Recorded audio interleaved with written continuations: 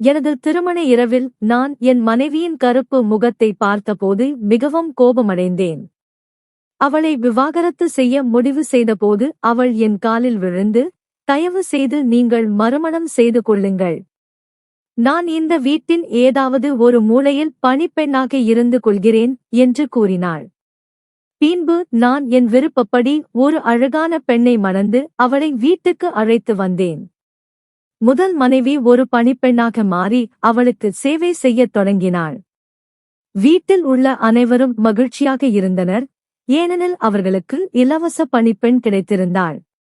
ஆனால் ஒரு இரவில் திடீரென நான் வெளியே நின்று அமைதியான பார்வையுடன் என் வீட்டு கதவை பார்த்துக் கொண்டிருந்தேன்.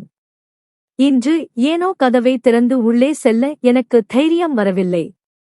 அருகில் இருந்த சிறிய கோவிலில் இருந்து பஜனை ஒலி எதிரொலித்தது. நான் வானத்தை நோக்கி பார்த்தேன். குளிர்கால மாலை விரைவில் இரவின் கருமையாக மாறிக்கொண்டிருந்தது. நான் ஆழமாக மூச்சு விட்டேன். விரும்பினாலும் விரும்பாவிட்டாலும் இறுதியாக என் வீட்டுக்கு திரும்ப வேண்டியிருந்தது. வேறு எங்கும் எனக்கு இடமில்லை. கதவை திறந்து உள்ளே நுழைந்தேன். வீடு எப்போதும் போல பலபலப்பாக இருந்தது. மார்பிள்ஸ் தரையில் என் நிழல் தெரிந்தது. மாலை நேரத்திலும் வீட்டில் எங்கும் தூசி இல்லை. வீடு பலமுறை சுத்தம் செய்யப்பட்டது போல இருந்தது. என் காலணிகள் மண்ணால் அழுக்காக இருந்தன. நான் முன்னேறிய போது தரையில் என் காலடி தடங்கள் உருவாகின. வாழ்க்கை அறைக்குள் நுழைந்தவுடன் என் பார்வை உள்ளே இருந்த காட்சியில் பதிந்தது. அங்கு உற்சாகம் நிறைந்திருந்தது. என் இரண்டாவது மனைவி சிவப்பு உடையில் அலங்கரித்து டிவியை பார்த்துக் கொண்டிருந்தாள். அவள் கையில் தேநீர் கோப்பை இருந்தது. அவளை பார்த்தவுடன் என் உதடுகளில் புன்னகை பரவியது. அவள் மிகவும் அழகாக இருந்தாள். ஒரு குழந்தையின் தாயாக இருந்தாலும் அவளின் அழகில் எந்த குறையும் இல்லை.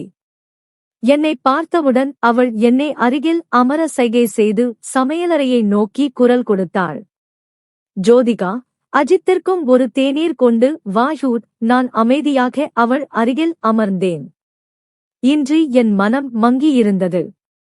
என் மனைவி என் முகத்தை பார்த்து ஏதோ புரிந்து கொண்டிருந்தாள். அவள் புரிந்து கொண்டு இதர பேச்சுக்களால் என் கவனத்தை திசை திருப்ப முயற்சித்தாள். ஒருவேளை நான் எதனால் கவலைப்படுகிறேன் என்று அவளுக்கு யூகம் இருந்திருக்கலாம். சிறிது நேரத்தில் ஜோதிகா தேநீர் கோப்பையுடன் சமையலறையிலிருந்து வெளியே வந்தாள். அவளை பார்த்தவுடன் நான் திடுக்கிட்டேன். ஆனால் அவள் அமைதியாக தேநீரை வைத்துவிட்டு திரும்பிச் சென்றாள். என் மனைவி அவளுக்கு மாலை உணவிற்கான நீண்ட பட்டியலை கொடுத்தாள். ஜோதிகா தலை அசைத்து சமையலறையை நோக்கி திரும்பினாள். வழியில் தரையில் கிடந்த பொம்மைகளை எடுத்து மேசையில் வைத்தாள். என் பார்வை அவளை தொலைவு வரை பின்தொடர்ந்தது. ஆனால் இப்போது நான் செயலற்றவனாக இருந்தேன். தேநீர் கோப்பை கையில் இருந்தது. ஆனால் நான் எங்கோ தொலைந்தவனாக இருந்தேன். மாலை உணவு மிகவும் சுவையாக இருந்தது. ஜோதிகாவின் கைகளில் ஏதோ மந்திரம் இருந்தது போல இருந்தது. என் மனைவி தொடர்ந்து பேசிக் கொண்டிருந்தாள். நான் மௌனமாக அவள் பேச்சுக்கு பதிலளித்தேன். உணவு முடிந்தவுடன் நான் விரைவாக தூங்க சென்றேன். மனதில் ஏதோ பாரம் இருந்தது. பலமுறை புரண்டு படுத்தும் தூக்கம் வரவில்லை.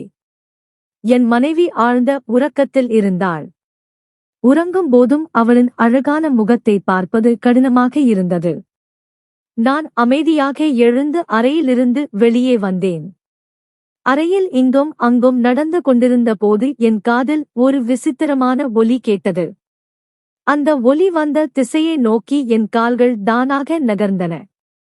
பழைய கிடங்கு அறையின் கதவு திறந்திருந்தது. நான் மெதுவாக கதவை தள்ளினேன். முன்னால் இருந்த காட்சியை பார்த்தவுடன் என் உதடுகளில் இருந்து ஒரு மூச்சடைத்த கூச்சல் வெளிப்பட்டது.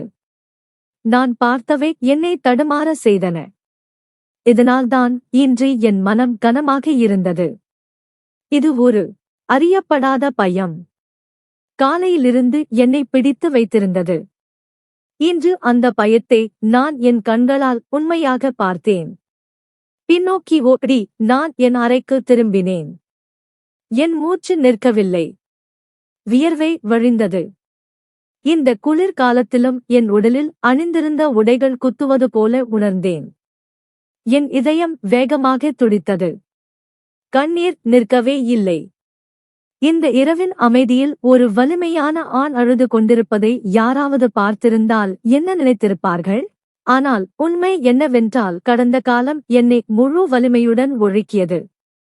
3 ஆண்டுகளுக்கு முன்பு நடந்த அந்த சம்பவத்தை நினைவு கூறாமல் இருக்க முடியவில்லை.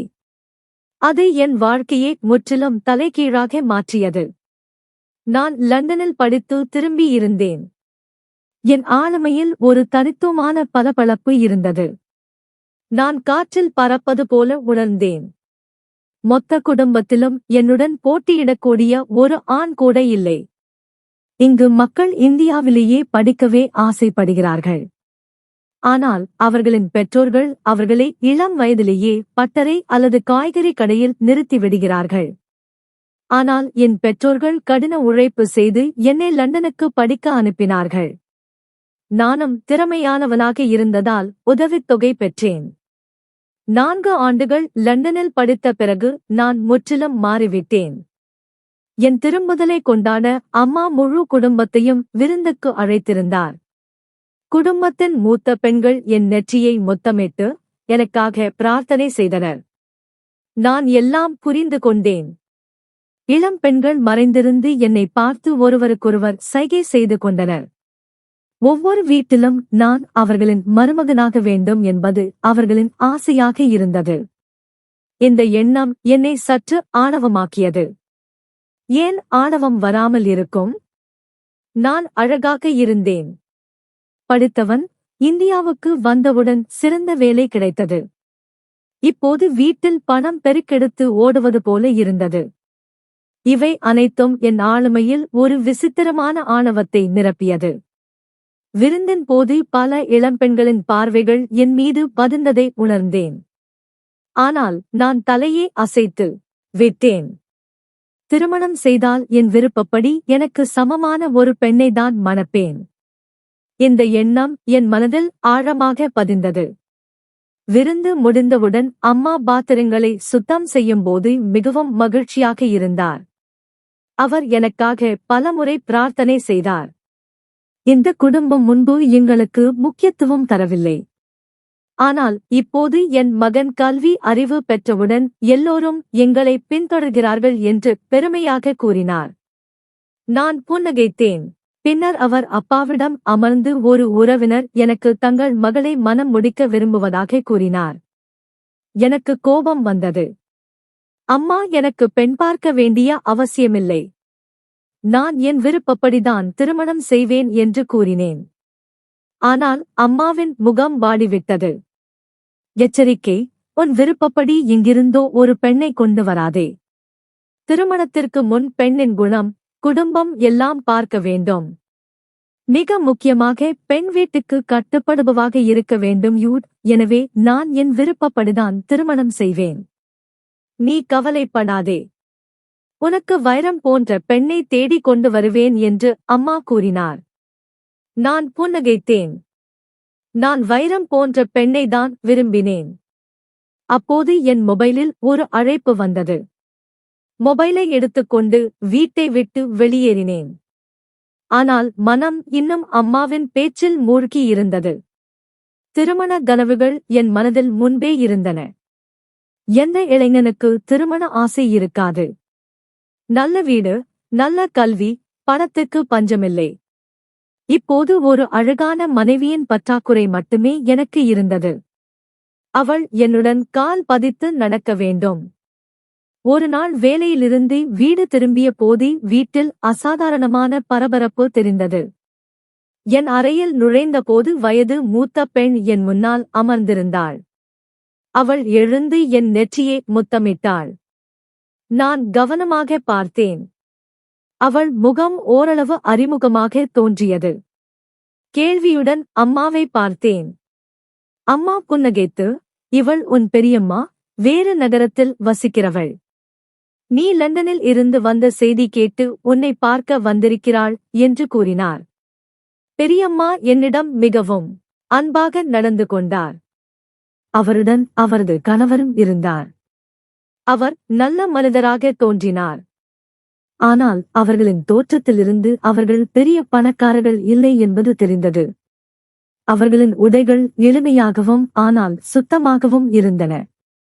அப்பா அவர்களிடம் மிகவும் அன்பாக நடந்து கொண்டார். அம்மாவும் தொடர்ந்து உணவு பானங்களை வைத்தார். இது எனக்கு சற்று விசித்திரமாக தோன்றியது. ஏனெனில் அம்மா இதற்கு முன் தன் மாமியார் குடும்பத்தினருக்கு இவ்வளவு உபசாரம் செய்ததில்லை. ஆனால் நான் தோள்களை உயர்த்தி என் அறைக்கு சென்றேன். வெளியே நீண்ட நேரம் கூட்டம் கூடியிருந்தது. அனைவரும் சிரித்து கலகலப்பாக பேசிக் கொண்டிருந்தனர். மறுநாள் காலை நான் வேலைக்கு சென்றேன். திரும்பி வந்தபோது அம்மா மிகவும் மகிழ்ச்சியாக இருந்தார். பெரியம்மா தங்கள் மகளை எனக்கு மனம் முடிக்க விரும்புவதாக கூறினார். நான் ஆணவத்துடன் புன்னகைத்தேன். மக்கள் இப்போது வீட்டிற்கு வந்து தங்கள் மகள்களை எனக்கு மனம் முடிக்க தயாராக இருந்தனர். அம்மா மிகவும் மகிழ்ச்சியாக இருந்தார். இந்த உறவுக்கு ஒப்புக்கொண்டார். ஆனால் எனக்கு சற்று தயக்கம் இருந்தது. நான் அந்த பெண்ணை பார்க்கவும் அவளை சந்திக்கவும் விரும்பினேன். இதை அம்மாவிடம் கூறியபோது அவர் சிரித்து, கவலைப்படாதே, நான் அவளை பார்த்துவிட்டேன். அவள் மிகவும் அழகாக இருக்கிறாள். உன் எதிர்பார்ப்புகளுக்கு முழுமையாக பொருந்துவாள். அவர்கள் வேறு நகரத்தில் வசிக்கிறார்கள். ஏழைகளாகவும் இருக்கிறார்கள். எனவே அங்கு சென்று அவளை பார்ப்பது சாத்தியமில்லை என்று கூறினார். நான் விரைவில் உனக்கு திருமணம் செய்ய விரும்புகிறேன். என் வயதான எலும்புகளுக்கு உன் நடத்தைகளை தாங்கும் சக்தியில்லை. உன் மனைவி வந்தவுடன் உன்னை பராமரிப்பாள் என்று அம்மா கூறினார். அவரின் பேச்சை கேட்டு நான் மறுக்க முடியவில்லை. என் அம்மா இவ்வளவு விரைவாக எதையும் விரும்புவதில்லை என்று எனக்கு தெரியும். அவர்கள் ஏதாவது ஒரு விஷயத்தை புகழ்ந்தால் அது உண்மையாகவே நல்லதாகத்தான் இருக்கும். நான் திருமணத்திற்கு ஒப்புக்கொண்டேன். உடனடியாக வீட்டில் திருமண ஏற்பாடுகள் தொடங்கின. நான் எப்படியாவது என் வருங்கால மனைவியுடன் பேச முயற்சித்தேன். ஆனால் அவளிடம் மொபைல் கூட இல்லை. அவள் இப்படி யாரையும் சந்திப்பதில்லை என்று தெரிந்தது. நான் என்னை தேற்றிக் கொண்டேன். திருமணத்திற்கு இன்னும் சில நாட்களே இருந்தன. அலுவலகத்தில் என் நண்பர்கள் அனைவரும் என் திருமண செய்தியை அறிந்து வாழ்த்துக்கள் கூறினர். அவர்கள் அனைவரும் உயர்ந்த தரத்தில் இருந்தவர்கள். எனவே நகரின் மிகப்பெரிய மண்டபத்தில் என் வரவேற்பு விழாவை ஏற்பாடு செய்தேன். நான் என் மனைவியுடன் மேடையில் செல்லும்போது எல்லோரின் பார்வையும் என்னை நோக்கி இருக்க வேண்டும் என்று விரும்பினேன். திருமண நாளும் வந்தது. நான் இதயம் திறந்து பணம் செலவு செய்தேன். மணப்பெண்ணின் ஒவ்வொரு அலங்காரமும் அற்புதமாக இருந்தது. நாங்கள் மணமக்கள் கூட்டத்துடன் வேறு நகரத்திற்கு செல்ல வேண்டியிருந்தது. பயணத்தின் சோர்வு எங்கள் அனைவரையும் கலைப்படைய செய்தது. ஆனால் என் திருமண மகிழ்ச்சி என்னை உற்சாகப்படுத்தியது. ஆனால் ஒரு சிறிய வீட்டில் மருமகனாக அமர்ந்தபோது எனக்கு மூச்சு திணறல் ஏற்பட்டது. அங்கு அமர்வது மிகவும் மோசமாக உணர்ந்தேன். அம்மாவிடம் பெரியம்மாவிடம் சொல்லி திருமணத்தை மண்டபத்தில் நடத்தலாம் என்று கூறினேன். ஆனால் அவர்கள் தங்கள் சிறிய வீட்டிலேயே ஏற்பாடு செய்துவிட்டனர். நான் எதுவும் சொல்ல முடியாமல் அமைதியாக பொறுத்து கொண்டேன். நான் ஆவலுடன் என் மணப்பெண்ணை எதிர்பார்த்தேன். சிறிது நேரத்தில் திருமண மந்திரங்கள் ஓதப்பட்டு திருமணம் முடிந்தது. நான் கேள்வியுடன் அம்மாவை பார்த்தேன். எனக்கு பசி எடுத்தது. ஆனால் மணப்பெண் வீட்டார் எந்த உணவையும் வழங்கவில்லை. கடைசியாக சோர்ந்து என் மாமனாரிடம் கேட்டேன். என் கேள்வியை கேட்டு அவர் அமைதியாகிவிட்டார். பின்னர், மகனே, நாங்கள் முன்பே சொல்லிவிட்டோம். மணமக்கள் கூட்டத்திற்கு உணவு வழங்க முடியாது. உன் அம்மாவிடம் முன்பே பேசிவிட்டோம். அவர்கள் மணமக்கள் கூட்டத்திற்கு உணவு வழங்குவதாக கூறினார்கள் என்று சாதாரணமாக கூறினார். ஆனால் எனக்கு மலை மீது இடி விழுந்தது போல் இருந்தது. எனக்கு மிகவும் கோபம் வந்தது. இது எனக்கு அவமானமாக இருந்தது. என்னுடன் வந்த விருந்தினர்கள் உணவு தேடி அலைந்தனர். என் முகம் வெட்கத்தால் சிவந்தது. மாமியார் வீட்டாருக்கு எதிராக என் மனதில் முதல் முடிச்சு உருவாகியது. நான் அமைதியாக எழுந்து ஒரு அறிமுகம் ஆனவருக்கு தொலைபேசி செய்து உணவு ஏற்பாடு செய்தேன். சிறிது நேரத்தில் மணமக்கள் கூட்டத்திற்கு உணவு வந்தது. அம்மாவிடம் ஏதாவது கேட்க விரும்பினேன். ஆனால் அது சரியான நேரம் அல்ல. நான் என்னை தேற்றிக் கொண்டேன். பின்னர் மணப்பெண்ணை என் முன் அமர வைத்தபோது எனக்கு சற்று ஆறுதல் கிடைத்தது. அவள் உயரமாக இருந்தாள், முகத்தில் முக்காடு அணிந்திருந்தாள். அவளின் அலங்கரிக்கப்பட்ட தோற்றத்தை பார்த்து அவள் நிச்சயமாக அழகாக இருப்பாள் என்று நினைத்தேன். இப்போது எனக்கு விரைவாக விடைபெற வேண்டும் என்று தோன்றியது. மணமக்கள் கூட்டம் நகரத்திற்கு திரும்பியது. நாங்கள் திரும்பிய போது இரவாகிவிட்டது.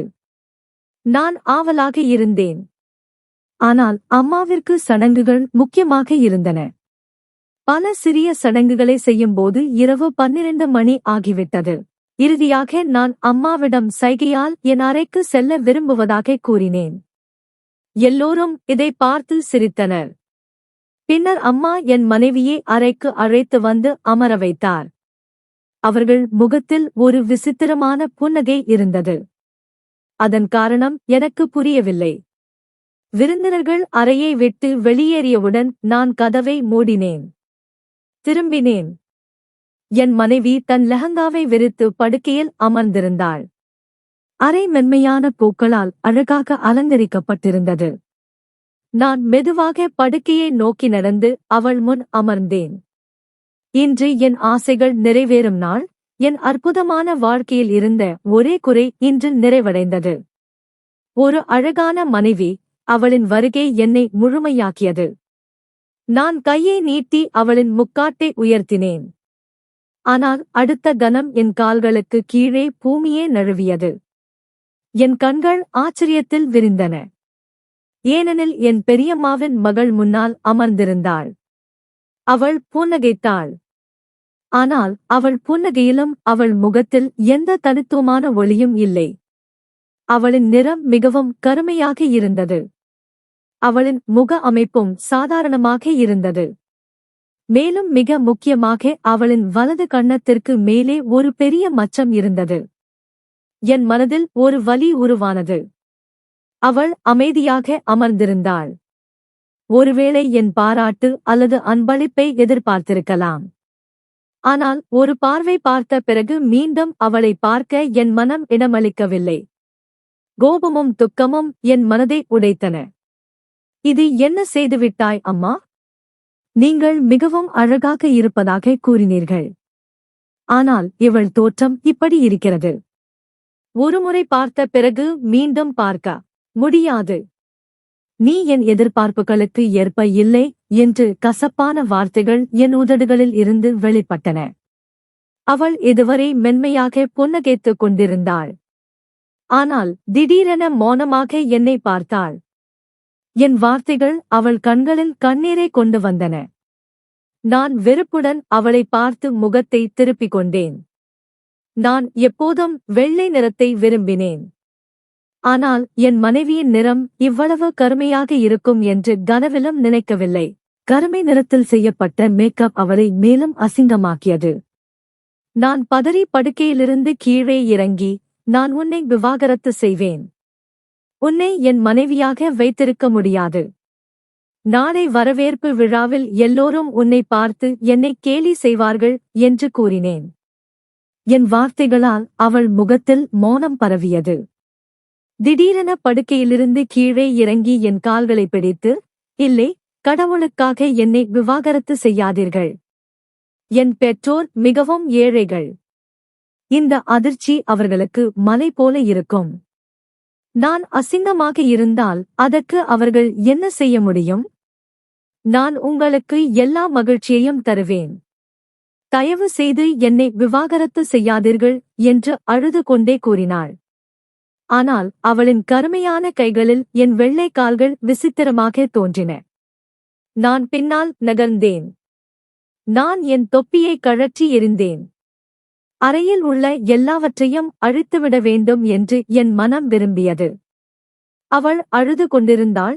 திடீரென எழுந்து, உங்களுக்கு என் தோற்றம் பிடிக்கவில்லை என்றால் நீங்கள் மறுமணம் செய்து கொள்ளுங்கள். நான் உங்களை ஒருபோதும் தடுக்க மாட்டேன். ஆனால் என் பெயரை என்னிடமிருந்து பறிக்காதீர்கள். நான் இந்த வீட்டின் ஏதாவது ஒரு மூலையில் இருப்பேன். உங்களுக்கு சேவை செய்து கொண்டிருப்பேன். நான் உங்களை மிகவும் நேசிக்கிறேன். நீங்கள் இல்லாமல் வாழ முடியாது என்று கூறினாள். அவளின் வார்த்தைகள் என் மனதில் மேலும் வெறுப்பைத் தோற்றுவித்தன.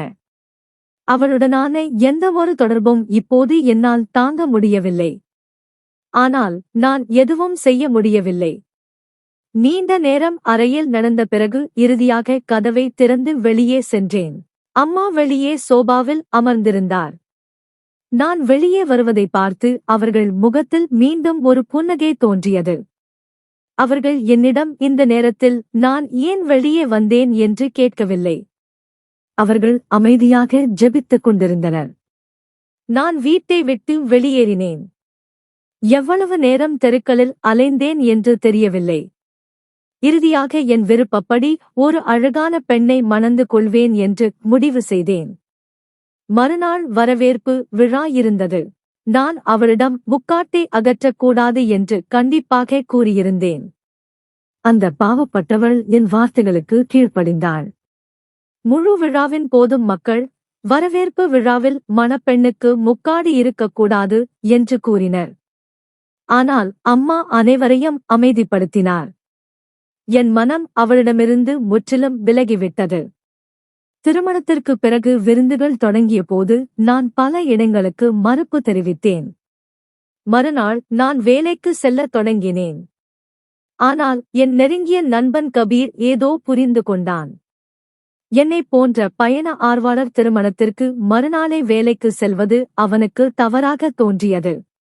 அவன் என்னை அன்று மாலை தன் வீட்டுக்கு விருந்துக்கு அழைத்தான். நான் மறுக்க விரும்பினேன். ஆனால் அவன் என் மறுப்பை கண்டிப்பாக நிராகரித்தான். திருமணத்திற்கு மறுநாள் யார் வேலைக்கு செல்வார்கள்? நீ ஹனிமூனுக்கு செல்லவில்லை. இப்போது உன் மனைவியுடன் என் வீட்டு விருந்துக்கு கண்டிப்பாக வரவேண்டும் என்று கூறினான். என் முகத்தின் வாடிய தோற்றத்தை பார்த்து அவன் எல்லாவற்றையும் புரிந்து கொண்டான். விருப்பமில்லாமல் அன்று மாலை நான் என் மனைவியுடன் அவன் வீட்டுக்கு சென்றேன். என் இரு நண்பர்களும் என்னுடன் ஒரு சாதாரண தோற்றம் உள்ள பெண்ணை பார்த்தவுடன் என் முகம் வாடியிருப்பதற்கு காரணம் புரிந்து கொண்டனர். கபீரின் தங்கை பல வகையான உணவுகளை செய்திருந்தாள். அவள் வீட்டார் என்னை குடும்ப உறுப்பினராகவே கருதினர். கபீர் உணவு உண்ண அழைத்தான். ஆனால் நான் ஒரு கணம் தயங்கினேன். அவனது தங்கை உணவு மேசையை அலங்கரித்துக் கொண்டிருந்தாள். அவளை பார்த்தவுடன் என் பார்வையை அகற்ற மறந்தேன். அவள் மிகவும் அழகாக இருந்தாள். பூமிக்கு நேரடியாக சொர்க்கத்தில் இருந்து வந்தவள் போல் இருந்தாள். நீண்ட சுருள்முடி, மென்மையான முகம், வெள்ளை நிறம் என் மனதை கவர்ந்தது. இப்படிப்பட்ட ஒரு பெண்ணைத்தான் நான் என் மனைவியாக விரும்பினேன். என் பார்வையின் திசையை உணர்ந்தவுடன் அவள் என்னை பார்த்து, அவள் முகத்தில் வெட்கத்தின் சிவப்பு பரவியது. என் இதயம் கட்டுப்பாட்டை இழந்தது. எப்படியாவது அவளை என் மனைவியாக்க வேண்டும் என்று விரும்பினேன். என் அசிங்கமான மனைவி இவை அனைத்தையும் அமைதியாக பார்த்து கொண்டிருந்தாள். அவள் மிகவும் குறைவாக உணவு உண்டாள். கபீர் வீட்டிலிருந்து திரும்பும்போது நான் மனதளவில் கபீரின் தங்கையை பற்றி பேச முடிவு செய்திருந்தேன். அதிக நேரம் காத்திருக்கவில்லை. மறுநாள் நான் என் மனதில் இருந்தவற்றை அவனிடம் கூறினேன். அவன் அதிர்ச்சி அடைந்தான். ஆனால், அஜித், 2 நாட்களுக்கு முன்புதான் உன் திருமணம் நடந்தது என்று கூறினான். நான் திகைத்தேன். எனக்கு இப்படி ஒரு அசிங்கமான மனைவி வேண்டாம். அது அம்மாவின் தேர்வு. நான் என் விருப்பப்படி திருமணம் செய்ய விரும்புகிறேன் என்று கூறினேன். நான் உன் தங்கைக்கு உலகின் எல்லா மகிழ்ச்சியையும் தருவேன் என்று நான் அவனுக்கு உறுதி அளித்தேன். என் அற்புதமான அந்தஸ்து, சிறந்த வேலை, பணத்தின் பெருக்கெடுப்பு ஆகியவை அவனை யோசிக்க வைத்தன. இறுதியாக அவன் என் பக்கம் முடிவு செய்து என் திருமணத்திற்கு ஒப்புக்கொண்டான். அன்று நான் மிகவும் மகிழ்ச்சியாக இருந்தேன். வீட்டுக்கு வந்தவுடன் முதலில் அம்மாவிடம் கூறினேன். என் வார்த்தைகளை கேட்டு அவர்கள் முகத்தில் எந்த ஆச்சரியமும் இல்லை. எல்லாம் முன்பே முடிவு செய்யப்பட்டது போல இருந்தது. ஒரு வாரத்திற்குப் பிறகு நான் பிரீத்தியை மணந்து அவளை வீட்டுக்கு அழைத்து வந்தேன். அவளின் அழகையும் அலங்காரத்தையும் பார்த்து என் முதல் மனைவி ஜோதிகா சில கணங்கள் அப்படியே நின்று பின்னர் அமைதியாக அறையை விட்டு வெளியேறினாள். நான் அலமாரியில் இருந்து அவளின் உடைகளை எடுத்து சோபாவில் வைத்து, இந்த அறையில் இனி பிரீத்தி இருப்பாள். நீ அம்மாவின் அறையில் அல்லது கிடங்கு அறையில் தூங்கு என்று வெறுப்புடன் கூறினேன். ஆனால் அவள் எதுவும் பேசவில்லை. ஆனால் அவள் கண்களில் கண்ணீர் மின்னியது. அவள் அமைதியாக கிடங்கு அறையை தன் இடமாக்கிக் கொண்டாள். அம்மா காலையிலிருந்து இரவு வரை அவளிடம் வேலை வாங்கினார். அவளுக்கு இலவச பணிப்பெண் கிடைத்தது போல இருந்தது. அவர் அவளை அடிக்கடி கண்டித்து அவமானப்படுத்தினார். என் மென்மையான இயல்பு கொண்ட அம்மாவின் இந்த புதிய தோற்றம் என்னை ஆச்சரியப்படுத்தியது. ஆனால் ஜோதிகாவிடம் எனக்கு எந்த ஆர்வமும் இல்லை. எனவே அம்மா அவளுடன் எப்படி நடந்து கொண்டாலும் எனக்கு எந்த பாதிப்பும் இல்லை. நான் என் புதிய வாழ்க்கையில் மூழ்கியிருந்தேன். பிரீத்தி நாகரிகமான பெண்ணாக இருந்தாள். அவள் புதிய பாணியில் உடைகள் அணிந்து எப்போதும் மேக்கப் செய்திருப்பாள். அவளின் அழகை பார்த்து நான் மிகவும் மகிழ்ச்சியாக இருந்தேன். வீட்டின் எல்லா வேலைகளையும் ஜோதிகா செய்தாள். எனவே பிரீத்திக்கு எந்த வேலையும் செய்ய வேண்டிய அவசியமில்லை. திருமணத்திற்கு சில நாட்களுக்குப் பிறகு நான் பிரீத்தியை அழைத்து ஹனிமூனுக்கு சென்றேன்.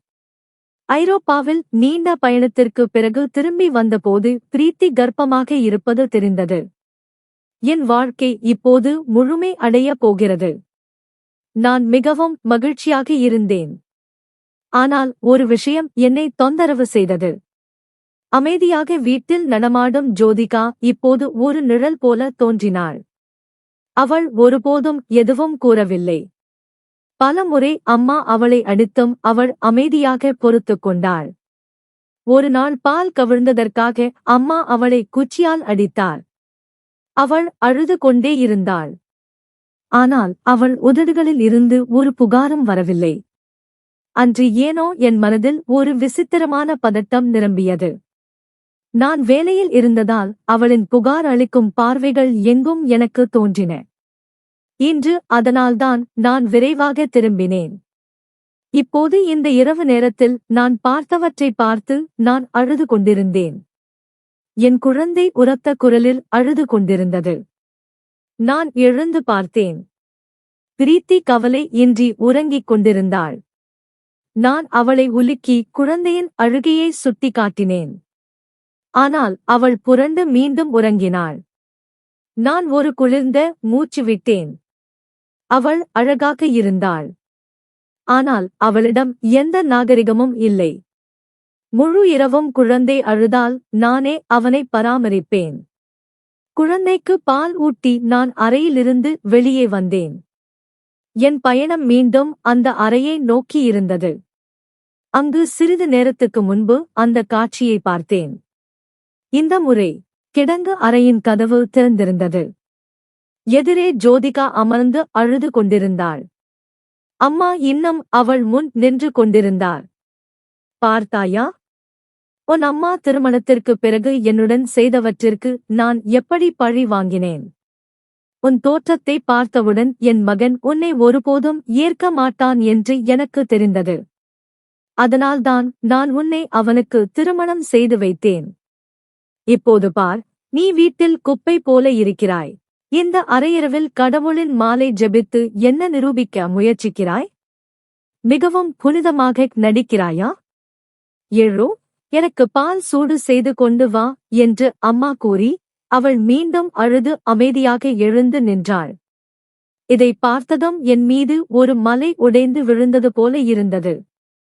அம்மா தங்கள் பழைய பழிவாங்கலுக்கு என்னை பயன்படுத்தியிருந்தார். எனக்கு தெரியாது பெரியம்மா அவர்களுக்கு என்ன செய்தார்கள் என்று. முதலாளிக்கு தொடர்ந்து என் மீது புகார்கள் தரப்பட்டு கொண்டிருந்தன. என் குழந்தை அனாதை போல முழு நாளும் கிடந்தது. பிரீத்தி தன் அழகிலும் அலங்காரத்திலும் மூழ்கியிருந்தாள். ஜோதிகா என்னை கடந்து செல்ல முயன்றாள். ஆனால் நான் அவள் கையை பிடித்தேன். அம்மா, இந்த இரவு நேரத்தில் நீங்கள் என் மனைவியுடன் இப்படி நடந்து கொள்ள முடியாது. அம்மா, இன்று நான் கேட்டவற்றுக்குப் பிறகு இந்த பாவத்தை என் தலையில் சுமக்க விரும்பவில்லை. இன்று முதல் ஜோதிகாவுக்கு நான் மனைவியின் மரியாதையை வழங்குவேன். அவள் இனி கிடங்கு அறையில் இருக்க மாட்டாள். மாறாக மற்றொரு அறையில் இருப்பாள். இந்த இரு மனைவிகளுடன் நீதியாக நடப்பது இனி எனது பொறுப்பு. இனி நீங்கள் என் மனைவியிடம் எதுவும் கூறக்கூடாது என்று கையை உயர்த்தி அம்மாவிடம் கூறினேன். அவர்கள் முகம் வெளுத்துப் போயிருந்தது. ஆனால் ஏனோ என் மனதில் ஒரு விசித்திரமான அமைதி பரவுவது போல உணர்ந்தேன். ஜோதிகாவின் கண்ணீர் நிறைந்த கண்களில் ஒரு தனித்துவமான மகிழ்ச்சி மின்னியது. அவள் முகத்தில் புன்னகை இருந்தது. நான் அவள் முகத்தை உற்று பார்த்தேன். அவளின் துப்பட்டா சற்று விலகி இருந்தது. அவள் முகத்தில் ஒரு அப்பாவித்தனம் பரவி இருந்தது. அவள் அழகாக இல்லை. ஆனால் அசிங்கமாகவும் இல்லை. நான் மெதுவாக அவள் கையை பிடித்து அவளை என் அறையை நோக்கி அழைத்து சென்றேன். காலையில் நான் அறிவித்தேன். நான் என் இரு மனைவிகளுக்கும் சமமான உரிமைகளை வழங்குவேன். பிரீத்தி முதலில் மிகவும் அழுதாள், கத்தினாள். ஆனால் பின்னர் அமைதியானாள். ஏனெனில் என் செல்வமும் சொத்தும் இழக்கப்படுவது அவளுக்கு ஏற்க முடியவில்லை. ஜோதிகா மிகவும் மகிழ்ச்சியாக இருந்தாள். எழுந்து உட்காரும் போதும் கூட கடவுளுக்கு நன்றி கூற மறக்கவில்லை. வீட்டின் எல்லா வேலைகளையும் அவள் முன்பு போலவே செய்தாள். வித்தியாசம் என்னவென்றால் இப்போது அவள் கண்களில் கண்ணீருக்கு பதிலாக எப்போதும் புன்னகை இருந்தது. அவளிடமிருந்து உண்மையான மகிழ்ச்சியை தரும் மனைவி எப்படி இருப்பாள் என்று நான் உணர்ந்தேன். என் உடைகள், காலணிகள் எப்போதும் தயாராக இருந்தன. அவள் தன் கைகளால் எனக்கு சூடான உணவு பரிமாறினாள். ஒருபோதும் புகார் செய்யவில்லை.